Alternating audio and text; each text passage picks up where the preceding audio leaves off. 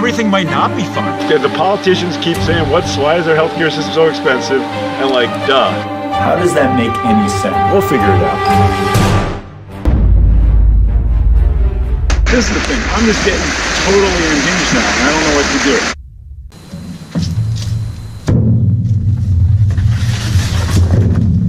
Finishing my kayak trip, and I know it's completely dark out, but kind of a nice background here, zen kind of place. And I just wanted to talk a little about the alternatives to all this stuff that we've been talking about.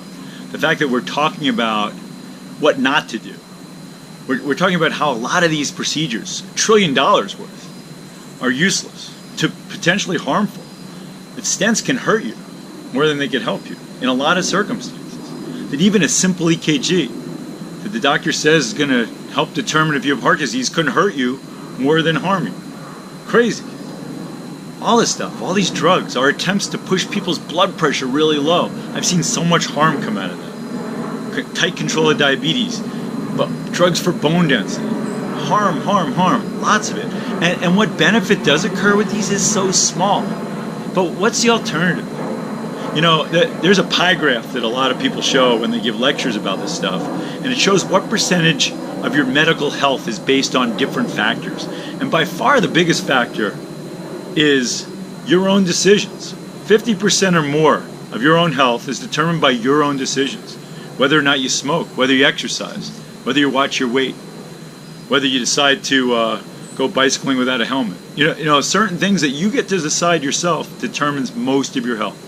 There are other factors too that are pretty big, like your genetics.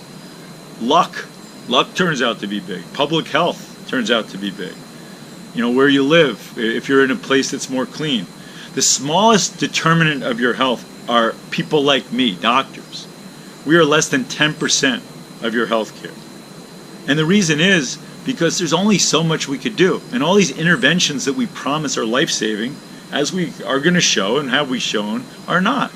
I mean, some are. The biggest part of that 10% are things like, I went to the hospital with a ruptured appendix and they fixed me. Or I had cancer. Or I had a heart attack and they put a stent in the heart. You know, I just got in a car accident and the surgeons came and fixed me up. Those are the biggest part of the 10%. If you then break down the 10% and say how important are controlling blood pressure tightly, controlling blood pressure is important, but tightly, like everyone's doing, putting people on cholesterol medicines to lower their cholesterol, putting in stents, getting stress tests, EKGs, blood work, physical, all that stuff. It's like infinitesimal. It's a question if it even does impact the overall health of people at all.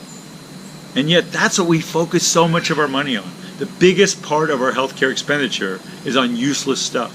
So what are the alternatives? The alternative is to work on that 50%, the part where you could help yourself.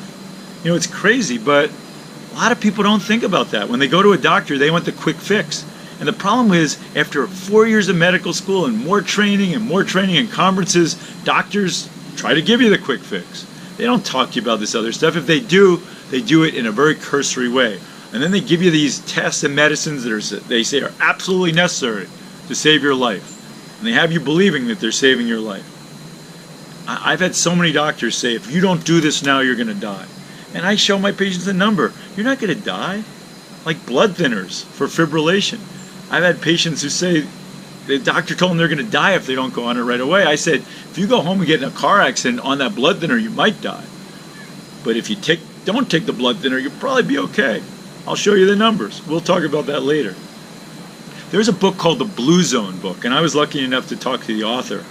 And he talks about areas of the world where people live the longest. And interestingly, one of my patients just gave me an obituary of a doctor from Japan who was a longevity expert, a guy who studies aging. And he died at age 105. And he believed the secret to success was to eat well, exercise, to continue working in some capacity, and to have fun.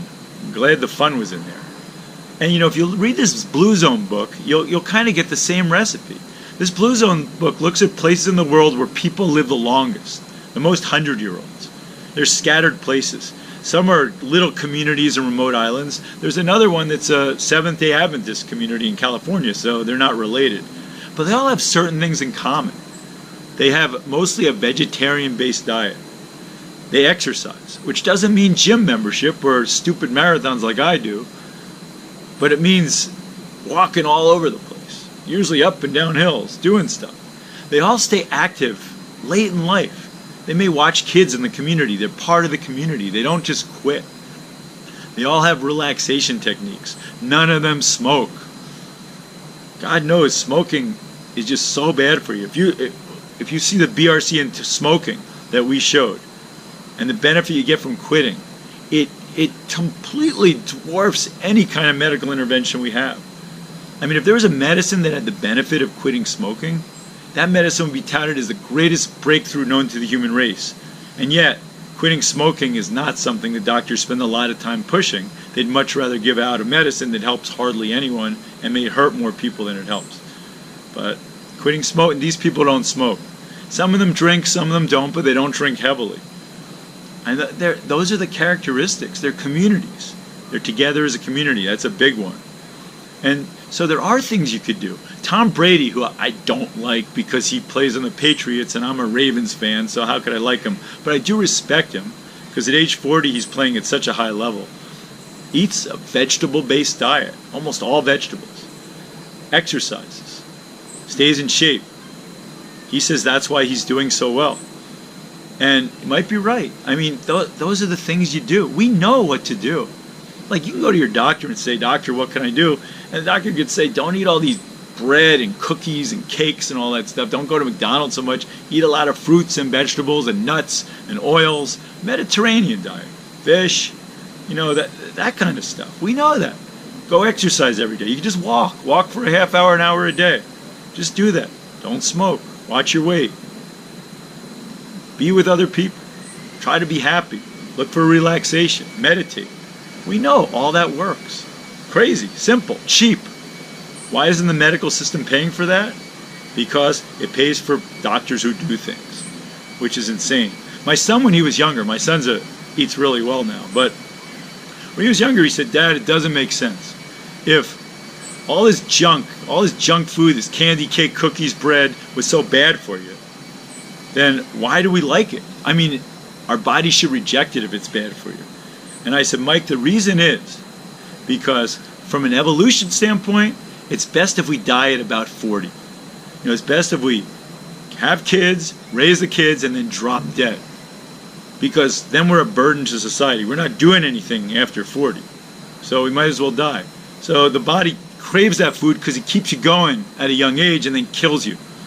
So if you want to play the evolution game, if that's what you want to do, then you could eat that way. Then don't be surprised if you die young or you're unhealthy or you can't move or you're tired. Don't be going to doctors and expecting them to fix it. They will try. They will give you a lot of stuff. But it's not going to work. You may think that. Right at the beginning of this podcast, we talked about Mr. Stent, who was on the cruise ship, who had 3 stents put in that saved his life and then went out and smoked.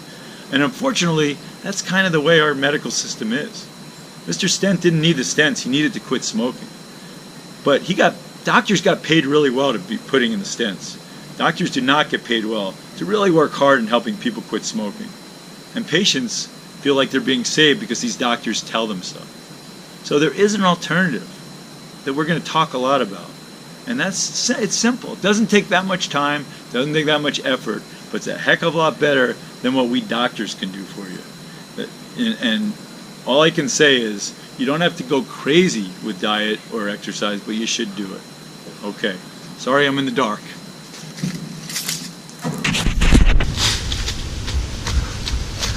Hey, so if you're equally annoyed by our dysfunctional healthcare system and all the garbage you're being fed, then give me an email, log on to my website, which is listed down here. Let me know what you want me to talk about, and I'll just keep feeding you information, and we'll discuss this and hopefully make some changes. See you later.